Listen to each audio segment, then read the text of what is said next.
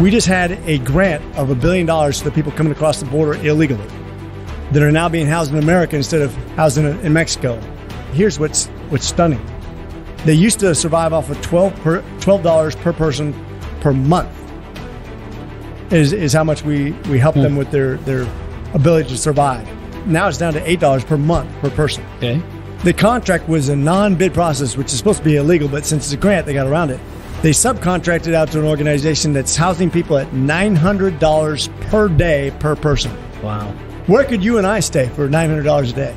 Yeah. That'd be a pretty nice vacation, right? Yeah. So somebody's getting a cot in a mosquito netting or a tent and some meal on a tray for $900 per day. Somebody else is becoming a billionaire over this, right? We have something wrong with the way we're spending in America, and that's just based on a grant. That's not even a competitive bid process. Yeah. We have a significant problem the way we're approaching government. We need to redo everything. Americans are capable of achieving extraordinary things when they have the freedom and opportunity to do so. This is American Potential. And here's your host, Jeff Crank. Hey, welcome to another edition of American Potential. We're, of course, down in Atlanta, and I think we've recorded probably 7 or 8 podcasts from Eric Erickson's The Gathering here in Atlanta, and it's been great. It's wonderful. I'm ready to go. I'll just be honest with you, but not before we do one more great interview. And today's guest is a husband, a father of 7. He's a decorated veteran and an emergency room physician. And he was raised by a single mom. He worked his way through college, earning a degree from Oregon State University. Now, because he believes in service before self, he not only served in one branch of the military, but 2. While serving in the Marines, he became a helicopter pilot, and in the Navy, he was the department head for the emergency medicine department in Kandahar, Afghanistan. Between deployments, he earned his Master of Business Administration from National University and a medical degree from Morehouse School of Medicine in Atlanta.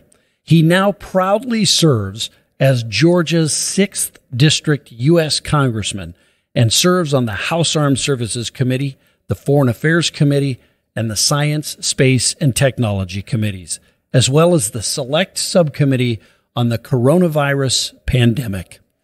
We want to welcome Congressman Rich McCormick to the podcast live here from Atlanta.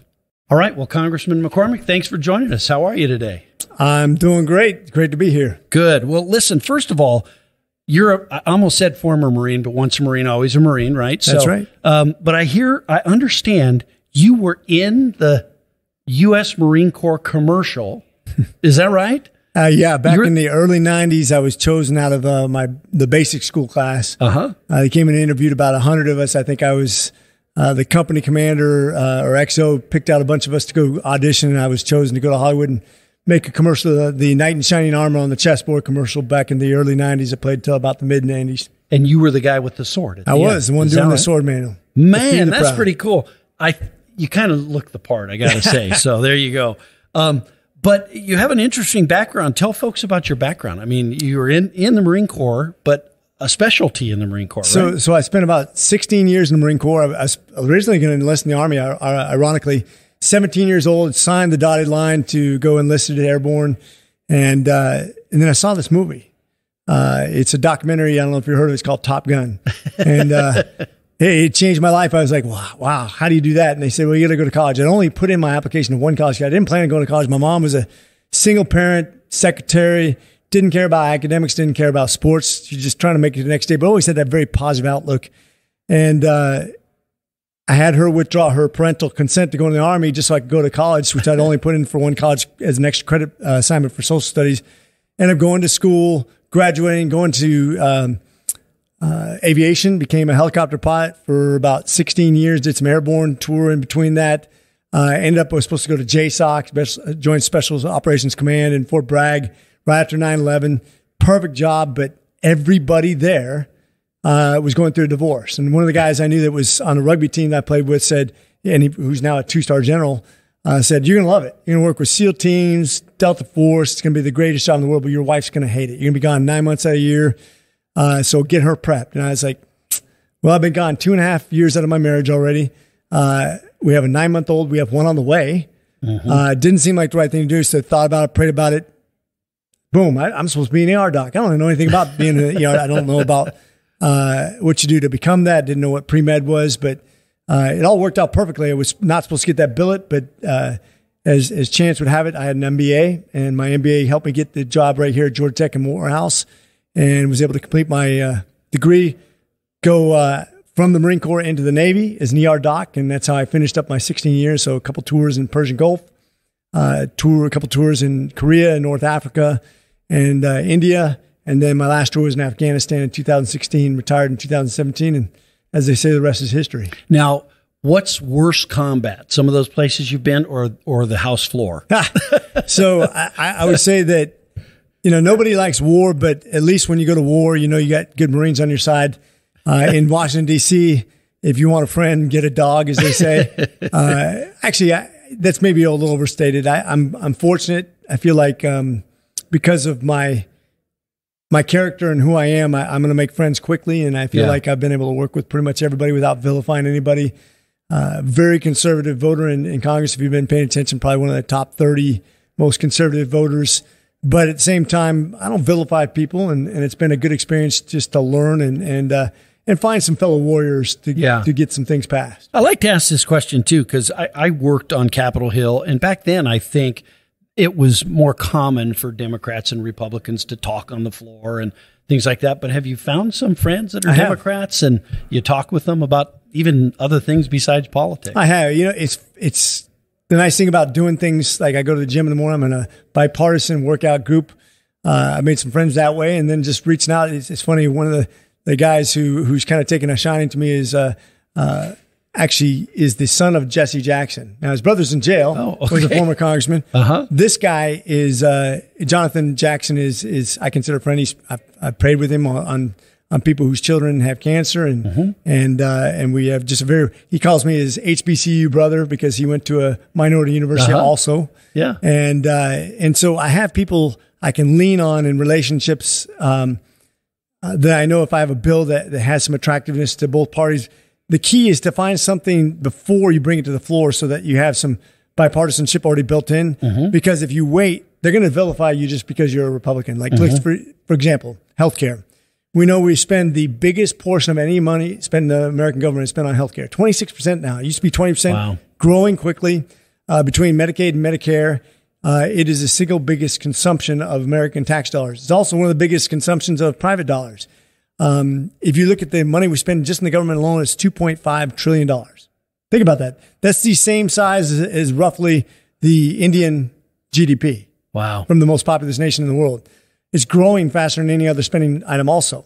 So if I want to come in and pass something to find a way to solve that fast growing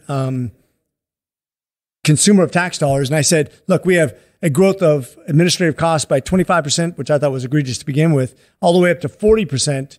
If I wanted to cut that back down to 25%, which means we'd eliminate 15% of the spending on the budget just for healthcare alone, immediately the Democrats would say, Rich McCormick wants to cut 15% out of spending on old people and poor people. Right. Because they just don't, they want us to lose. They don't want it to be an idea. They don't have that same attitude. It's amazing what can get done when you don't care who takes credit for it. Yeah. So by using that bipartisanship on ways that we can actually get something done, if you can win a few Democrats over and talk to the committee chairman who you're working with, it's amazing. We've only had one amendment so far defeated that I've put in, and I think our bill is going to get passed too, just based on having friends. And by the way, some of the loudest speakers in the Republican Party don't get anything passed. They raise a lot of funds. They get reelected every time, but they don't get anything passed because they don't have any friends. Right. If you want to start the conversation with something to get done, to actually accomplish something to change America into the future, start with a friendship because you'll have to have some effectiveness. You seem, I'm guessing this, but it sounds like you also use faith to connect to people. It sounds like 100%. Is that right? Absolutely. Have you found other people from both political parties and that share your faith? 100%. And more than that, too, leaning on God to give me the wisdom to know what to do. And And that's far beyond the relationship. Just knowing, have the spirit of love, because, the good book says, be prepared to give an answer for what you believe in, for the joy that you have, if you will. And if you do that, if you have a positive demeanor, people will be attracted to you. This is just human nature, Sure. It goes far, even beyond faith. Just people want to be around people they feel good about. They want a positive effect. If you're constantly, and this goes back to the presidential election, if you want to grow the party, if you want to affect change in America, who do you think has done that in our lifetime better than any other president? It was Ronald Reagan. Mm-hmm. Ronald Reagan mentioned God in his speeches more than any other president in history, period, contemporary or otherwise. He was always positive, always painted the picture. Even if he was going against you, he would use humor to belittle you, and you wouldn't even know it. You'd be laughing on you. Like, wait a minute, he was talking about me, because he was so clever at it. He was never nasty. He was always a positive influence, and I try to model myself after that idea that you're going to be much more effective when you have a positive message, even when you're going against somebody. That I'm not vilifying you, because nobody wants to be wrong. Yeah, I'm having a loving discussion about what's right. Yeah, it has nothing to do with what you believe. It has to do with what's right. And if I can make it about the people, then we can get a lot more done rather than making it about me and me being right and me. I always tell kids when I was in youth ministry, if you want to truly be happy, serve others. Because when you're self-serving, when it's about how good looking you are, how much money you make, how much power you have, you'll never have that happiness. We've seen plenty of people who have all the power and fame in the world commit suicide. Why? Because they find out it's not about me. Mm-hmm. And when they find out it's about me, they don't know where to go from there. Yeah. But if you're truly invested in others, you'll have more friends and more support and more laughter than anybody else in this world, because people want to be around you constantly. And I think the same thing in politics. When it's not about you, it's about what's right. You can have any conversation you want to have. You just have to remember not to be righteous, self-righteous when you're trying to be right. Yeah. You have to have a loving conversation. Yeah. You mentioned Ronald Reagan, who built a strong friendship with the Democrat Speaker of the House, Tip O'Neill, and through that got tax reform done through a Congress that was controlled by Democrats. Absolutely. And Reagan was a great communicator, right? Yeah. You think about his resume wasn't that impressive. He's an actor.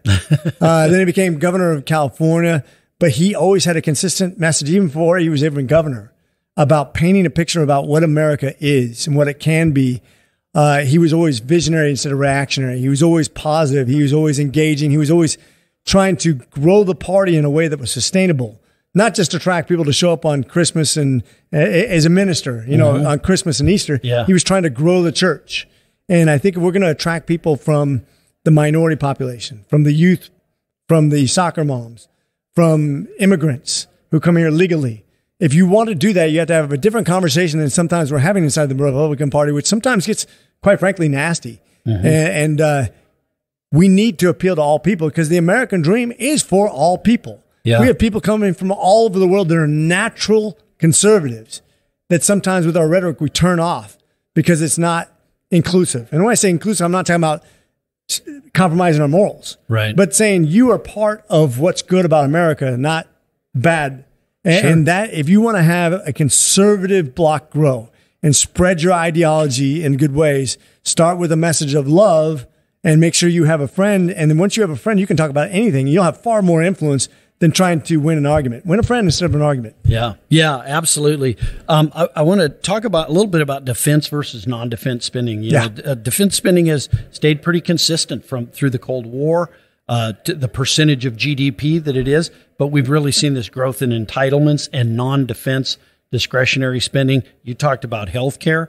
I mean, obviously it's beyond critical. It's beyond a crisis point in Washington, D.C. How do we get control of that? Well, first of all, there's no way to have a significant conversation about budget and deficit without addressing the automatic spending. Now, we can call it non-discretionary, you can call it automatic. Do not call it what a lot of people have. They keep on saying that it's needed spending, or it's what's the word that we always use on the non-discretionary spending?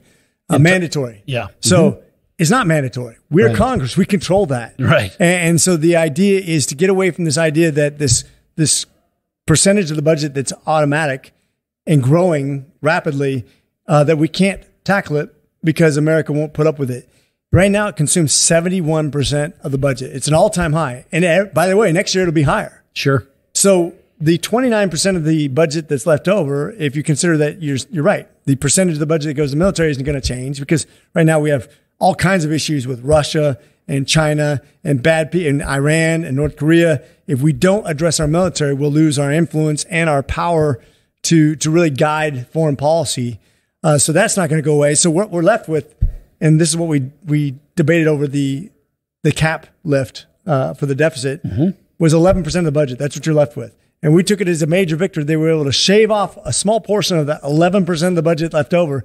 So essentially, what is Congress even needed for if you're talking about 11% of the budget is what we're debating over? That's what's left over when we get past the automatic spending and the military. The 11% of the budget. What happens when we're down to 9%, which is going to be in my life in the very near future, actually, at the way it's happening. So when we're arguing over 9% of the budget, which is single digits, right? Is Congress even relevant anymore? Right. Because if you got rid of all that entire 9% we argue over, we'd still be doing deficit spending. Right. We'd still not have solved the world's problems. Why don't you make that 9% discretionary too, non-discretionary, and then just walk away and take a 2-year vacation every time you're elected? Because that's where we're headed right now. Yeah. When we spend all our time debating 11% of the budget and soon to be 10% and then 9%, what are we doing? Yeah. And so we need to have some really consequential talks. And one of the things I've suggested to leadership, and you heard it here first, although it's not the first time it's been mentioned inside the House, is we need to have a committee for health and human services. And why is that? Because, well, first of all, it's the biggest spending item, the fastest growing spending item. And every state that I know of, unless you know something different than I do, has a committee on health and human services. Yeah. We have a secretary of health and human services. It's a department, yet we don't have a committee for it. We have 4 subcommittees, one in energy and commerce, one in ways and means, one in education, one in VA. When it's a subcommittee, you don't become an expert in that. It becomes your staff is split between that and other things. Think about the complexities of a $2.5 trillion industry just with government spending. Then add another $2 trillion onto that with our private spending, and then you'll start to understand the immensity of pharmaceuticals, PBMs, insurance companies, GPOs, hospital systems, not to mention all the healthcare professionals, all in one glut of spending we do every year. And by the way, doctors aren't the problem. We had a pay cut of encroaching on 3% last year, while inflation was 8%. So we had really less than 10% of our, about 10% of our discretionary spending went away because we as doctors become less empowered. Meanwhile, insurance companies made 8 record straight quarters of profits. There's something out of balance in healthcare because your premium, I'm sure, went up in the last 10 years. Yeah. Probably significantly. Sure. The Affordable Care Act has done nothing that's made healthcare more affordable. It's empowered the big boys more than anything, and it's going to put itself out of business. So we need a committee dedicated to this. We need to have talks about all of our non-discretionary spending and have real consequential talks about Social Security, about healthcare, and about everything else that seems to be automatic, and say, where can we do better? And I'll give you another example, our grant process. I just came back from Bangladesh and India. In Bangladesh, you have Cox's Bazar, which is a place where the Rohingyas had the largest refugee camp in the world, almost 1 million people. 52% of those are children. They have a growth of 30,000 per year of just births. Less than 2% of them are over the age of 60, so it's going to be a problem forever. They have no real solution in hand. Well, that's one issue, but here's what's stunning. They used to survive off of $12 per person per month is how much we help them with their ability to survive. Do that calculation, that now it's down to $8 per day, by the way. Sorry, $8 per month per person. Okay. That's less than $100 spent per year on a person. We just had a grant of $1 billion to the people coming across the border illegally that are now being housed in America instead of housed in Mexico. The contract was a non-bid process, which is supposed to be illegal, but since it's a grant, they got around it.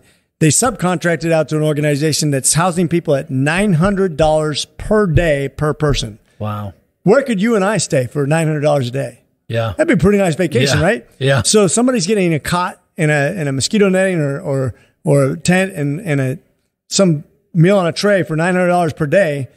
Somebody else is becoming a billionaire over this, right? Yeah. Because that's what's happening. $900 per day versus $8 per month. Yeah. We have something wrong with the way we're spending in America. And that's just based on a grant. That's not even a competitive bidding process. Yeah. We have a significant problem the way we're approaching government. We need to redo everything. Yeah. Wow. That's staggering. And so true. I got so many questions I want to talk to you about, but I know we've got limited time.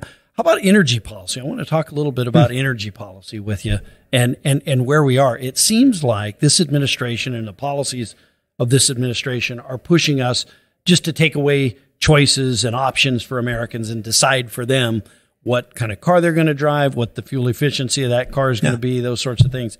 That has a consequence of driving the cost up. And we're seeing that in the price of energy, right? And it's not just price. It's not helping with the pollution issue. Right. Ironically, if you look at all the nations that were in the Paris Climate Accords, there's one nation who really fulfilled its mission, and it's not part of it wasn't part of the Paris Accords, and that's the United States. Sure. We've made the most improvements significantly towards, and you can say, well, that's because of our policy. Yeah, but that was before we required everybody to go to an EV car. Mm-hmm. The vast producer of renewable energy sources is China. Now, ironically, they're the worst polluter in the whole world. Mm-hmm. Right. The more we empower them to take over the energy sector, the worse we're going to do for pollution, and the more expensive it's going to be for the United States. So we're literally footing the bill for clean energy while we're polluting the world. How does that make any sense? So if you really want to save the world, don't put all the eggs in the China basket where they're strip mining places for lithium, where they're using child labor and slave labor, and they're warping the market with fiat currency, meanwhile destroying the economy and the World Trade Organization and really doing bad things for America, which is one of the good guys in the energy industry, by the way. Right. We have natural gas, for example, which people vilify all the time. It's the only source of energy that has a negative carbon impact. You're collecting methane out of garbage sites and cow farms to produce energy that otherwise would go over into the ozone depletion. And so it's a negative carbon input, yet we vilify that industry. We're talking about oil industry and making sure people don't offshore from America. We're the only ones who do it cleanly and safely, and you empower other nations to do the same thing, you're going to come up with more pollution. Mm-hmm. When you produce solar panels and things like that in China, and the way they do it, it produces way more pollution. The way that China does renewable energy with lithium and everything else like that produces tons of pollution and tons of child labor issues and everything else like that. Like I said, we have to approach this from an idea that we're the good guys. The Biden administration and so many Democrats act like the United States is evil, that we're wrong, that we don't do things right. We have to trust in the people of the United States to do the right things. That doesn't mean taking away our ability to make choices. As a matter of fact, I say we empower the American people. They will make the right choices because we are good people at heart. Yeah. And these choices that are being made by politicians in Washington, D.C., they have the worst effect on the people who can least afford it, right? A single mom or a family that's struggling somewhere. Those are the people that are really paying the price for higher energy costs, for gas prices that are skyrocketing.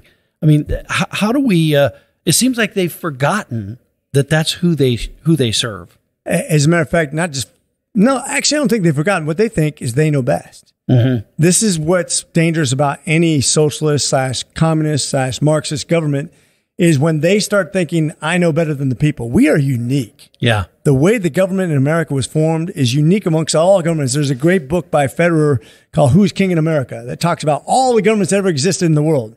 We're the only government that started with the idea that people should be more powerful than government and that people will make the right decisions. And whenever the government starts to say, I know better than you about your children's education in the education system, whenever the government says, I know better than you about choice in energy, or I know better than you whether you should own a gun or anything else, I get very worried. Yeah. And that's what the Democrats have drifted towards is that the government's all powerful. It replaces God as the moral standard of whether you should be transgender or not. The government knows if it's moral. The government knows, right? Not a physician. Mm-hmm. No, It's not a psychosomatic disorder. It's a moral consequence decision. Mm-hmm. Okay, now so you're taking away the medical professions from deciding what's good for your 12-year-old, by the way. In California, they just passed a law that says your 12-year-old can make a decision whether you can see their medical records or not on lots of different situations, which, by the way, a black liberal from California just called me on this, who was a classmate from mine from Morehouse, and she's like outraged at it. I'm like, welcome to the Republican Party. Now it's time to get engaged as a political activist. And this is the nice thing is we are in a perfect position right now to take back the reins of government and to disempower ourselves. I was just recently on a talk show host, a liberal talk show host show, and she said, what is your goal of being in Republican in Congress anyway? I said, well, make sure that government's not too powerful. Because right now, the federal government is way too powerful. She said, wait a minute. You're telling me you went up to D.C. to become less powerful? I'm like, yes. And she went cross-eyed on me. She just couldn't understand the concept. Because so many people go up there with the idea that they're going to lord over people. They know what's best for them. I'm just the opposite. I believe that we are the one place in the world that leads the way in empowering people. And the further we get away from that, the worse off we are, including energy policy, including education, including rights to arms or whatever it is. We need to remember that I trust the person, the individual, the ultimate minority, more than I trust the government 10 times out of 10. Yeah. And people will make different choices, and that's okay. That's right. Yeah. That's what we talk about on this podcast a lot is government barriers that the government puts up in front of people, whether it's this, the state licensing board that decides, that you got to have 2,000 hours worth of school to cut hair, or, whether it's the inflation that's caused by rampant government spending and bad policies. So we've got to remove those government barriers so that individuals can make those decisions. When you get laws, this happened in Roswell recently, where a 1.5 mile section of road required by regulation, this is in Georgia, we're a Republican state, right? Yeah. That you require a $700,000 study that takes a year and a half to find out if you can repave a road that has potholes. How are we servicing Americans? Yeah. You're literally costing them $750,000 more. You're delaying it by 18 months just to make sure that you can do what you're going to do anyways to fix something that's already a problem. That is insane. That's government to a T. A lot of people get that money, by the way. That money's spread all over the place, and lobbyists just lick their chops. They're salivating over it. But we're not servicing the real purpose of government. And I think the more we have transparency and open the book so people can see what's wrong with our government, the better off we're going to be. And the more people we're going to convince to come over to this conservative idea that we know. Right. We know what's good, and that is empowering people. Congressman, I feel a lot better knowing that you're in Washington, D.C. I really do. Thank you very much. No, I appreciate you joining us today. It's my pleasure. Thank you. Thanks for a lot. all that you're doing. You bet. Thank you. Appreciate it. Semper Fi. Well, I really do feel better knowing that there are people like Congressman McCormick in Washington, D.C. What a great guest. Full of energy, full of thought. Great to hear him talk about, reaching out across the aisle, having friends that are Democrats that he shares his faith with. I'm happy about that. I'm excited to see that he's working across the aisle without compromising his convictions. And that's really what we should expect of all of our members of Congress and all elected officials, is to have their convictions and stand on principle, but also to work with anyone to do good. And that's hopefully what most members of Congress are doing. But very excited. I know hopefully we'll have Congressman McCormick back again. That was just really a great interview, and I really enjoyed having him. Thanks for listening to American Potential. Thank you for listening to American Potential. You may listen to more stories from Americans working every day to expand freedom and opportunity in their communities by visiting AmericanPotential.com.